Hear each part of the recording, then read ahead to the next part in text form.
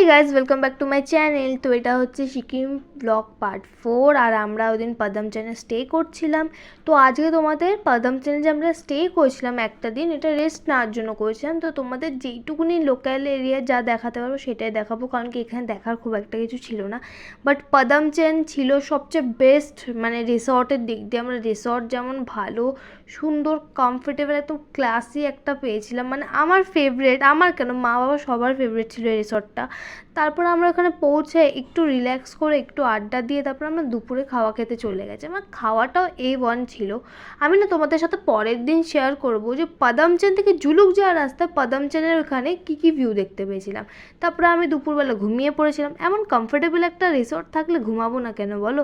তারপরে উঠে আমি, ভাই, বাবা, মা সবাই ঘুরতে চলে গেছিলাম লোকাল এরিয়াগুলো। বললামই তো, ওখানে বাঁধাকপি, ফুলকপি আমি সব রেকর্ড করছি, কী সুন্দর সুন্দর লাগছে। আর ওখানটা না লোকালিটি খুব পিসফুল আর খুবই নিরিবিলি। আর দেখো এখানে একটা ওল্ড একটা মন্দির ছিল, বাবা ওইখানেও উঠে গিয়ে ছবি তুলছে। আর তারপরে এখানে মায়ে যে হেলে পড়ছে না, কী করছে জানো, এই যে চেয়ারটা ছিল না, এটা পুরো হেলানো ছিল। আমি খালি ভাবছিলাম এটা যদি একবার নিচে খসে যায় তা কী হবে।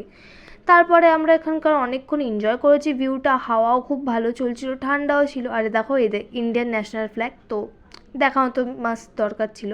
তারপরে সন্ধ্যাবেলা আমরা স্ন্যাক্সটি খেতে চলে গেছিলাম। আর যে সেট আপটা দেখো, কোনো কোরিয়ান ড্রামা, মানে ওরকম সেট আপ একটা, যেমন কোরিয়ান ড্রামায় থাকে। তারপরে দেখো এখানে স্ন্যাক্স খেয়ে নিয়েছিলাম, রাতে চিকেন রুটি খেয়ে নিয়েছিলাম। আর আমার ফোনে ছিল না চার্জ, তো এক্সট্রা কিছু রেকর্ড করানো ছিল না, তাই আমার রেকর্ডও করিনি। আর মিট বাইনি একটা হচ্ছে ওই রিসর্টের কুকুর, আর আমার খুবই কিউট লেগেছিলো।